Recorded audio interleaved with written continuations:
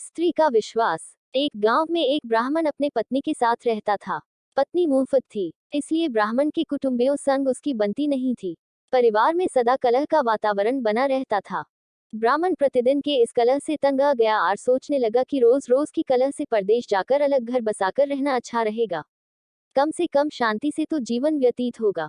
यह विचार कर वह कुछ दिनों बाद ब्राह्मणी को लेकर परदेश की यात्रा पर निकल गया। मार्ग में एक घना जंगल पड़ा। लंबी यात्रा के कारण ब्राह्मण और ब्राह्मणी दोनों थक गए थे। ब्राह्मणी का प्यास के कारण बुरा हाल था। ब्राह्मण उसे एक पेड़ के नीचे बिठाकर जल की व्यवस्था करने चला गया, किंतु जब तक वह जल लेकर लौटा तब तक ब्राह्मणी ने प्यास के कारण अपने प्राण त्याग दिए थे। ब्राह्मणी को मृत देखा ब्राह्मण बहुत दुखी हुआ। वह ईश्वर से प्रार्थना करने लगा, हे ईश्वर, मैं अपनी पत्नी के साथ नया जीवन आरंभ करने परदेश जा रहा था। तूने उसके ही प्राण हर लिए। कृपा कर भगवान, मेरी पत्नी में पुनः प्राण फूंक दे। ब्राह्मण की प्रार्थना सुन ईश्वर की आकाशवाणी हुई, ब्राह्मण, यदि तू अपने आधा प्राण ब्राह्मणी को दे देगा तो वह जी उठेगी। ब्राह्मण ने अपना आधा प्राण ब्राह्मणी को दे दिया। ब्राह्मणी पुनः जीवित हो गई। दोनों ने पुनः अपनी यात्रा प्रारंभ कर दी। चलते चलते दोनों एक नगर के बाहर पहुंचे। वहां पहुंचकर ब्राह्मण ने ब्राह्मणी को एक कुएं के पास बैठने को कहा और स्वयं भोजन की व्यवस्था करने चला गया। ब्राह्मणी कुएं के पास गई तो उसने देखा कि एक लंगड़ा किंतु सुकुमार युवक रहट चला रहा है। दोनों ने एक दूसरे से हंसकर बात की और एक दूसरे के प्रति आकर्षित हो गए। दोनों अब साथ रहना चाहते थे। इधर जब ब्राह्मण भोजन की व्यवस्था कर लौटा तो ब्राह्मणी को एक लंगड़े युवक से बातें करते हुए पाया। ब्राह्मण को देखकर ब्राह्मणी बोली, ये युवक भी भूखा है, इसे भी भोजन में से कुछ अंश दे देते हैं, हमें पुण्य प्राप्त होगा। ब्राह्मण ने लंगड़े युवक को अपने साथ भोजन करने आमंत्रित किया। तीनों ने साथ साथ भोजन किया। भोजन करने के बाद जब प्रस्थान करने का समय आया तो ब्राह्मणी ब्राह्मण से बोली, क्यों ना इस युवक को भी अपने साथ ले चलें। 2 से 3 भले, बात करने के लिए एक अच्छा साथ मिल जाएगा। वैसे भी तुम कहीं जाते हो तो मैं अकेली रह जाती हूँ। अकेले मुझे भय सताता है, ये रहेगा तो किसी प्रकार का भय नहीं रहेगा। ब्राह्मण बोला, हम अपना बोझ तो उठा नहीं पा रहे हैं, इस लंगड़े का बोझ कैसे उठाएंगे। मेरी मानो इसे यहीं छोड़ो, हम दोनों आगे बढ़ते हैं। किंतु ब्राह्मणी का हृदय लंगड़े पर आसक्त हो चुका था। वह कहने लगी, इसे हम पिटारे में अपने साथ ले चलते हैं, ये भी कहीं न कहीं हमारे किसी काम आ ही जाएगी। अंततः ब्राह्मण ने ब्राह्मणी की बात मान ली और पिटारे में डालकर लंगड़े को साथ ले लिया। कुछ दूर जाने के बाद वे पानी पीने के लिए एक कुएं के पास रुके। वहां पानी निकालते समय ब्राह्मणी और लंगड़े ने ब्राह्मण को कुएं में धकेल दिया।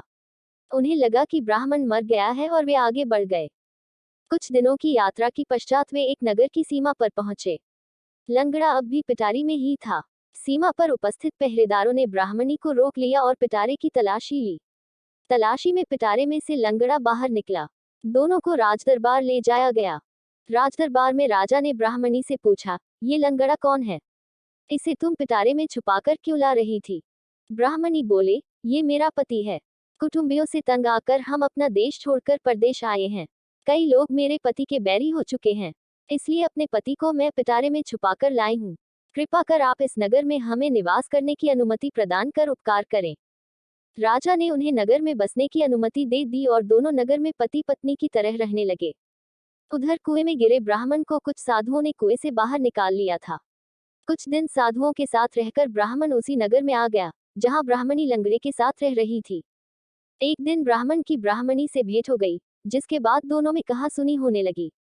बात बढ़कर राजा के समक्ष पहुंची। राजा ने ब्राह्मणी से पूछा, ये कौन है। ब्राह्मणी बोली, ये मेरे पति का बैरी है, उसे मारने आया है, इसे मृत्यु दंड दीजिए। राजा ने ब्राह्मण को मृत्यु दंड की आज्ञा दी, जिसे सुनकर ब्राह्मण बोला, महाराज, आपका दिया हर दंड मुझे स्वीकार है, किंतु मेरी एक विनती सुन लीजिए। इस स्त्री के पास मेरा कुछ है, उसे दिलवा दीजिए। राजा ने ब्राह्मणी से पूछा, इस व्यक्ति का कुछ तुम्हारे पास है क्या। ब्राह्मणी बोली, नहीं महाराज, मेरे पास इसका कुछ भी नहीं, ये झूठ बोल रहा है। तब ब्राह्मण बोला, तूने मेरे प्राणों का आधा भाग लिया है, ईश्वर इसका साक्षी है। ईश्वर से डर स्त्री, अन्यथा बहुत बुरा परिणाम भोगेगी।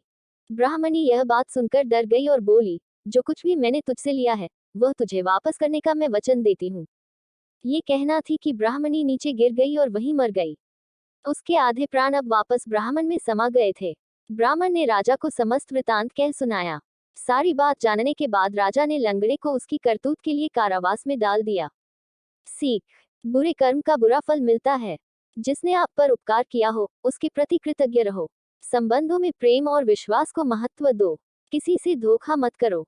दोस्तों, कहानी पसंद आई है तो लाइक शेयर कमेंट बॉक्स में अपनी सलाह जरूर दे और ऐसे ही मजेदार कहानियों के लिए मेरे YouTube चैनल को सब्सक्राइब कर लो। धन्यवाद।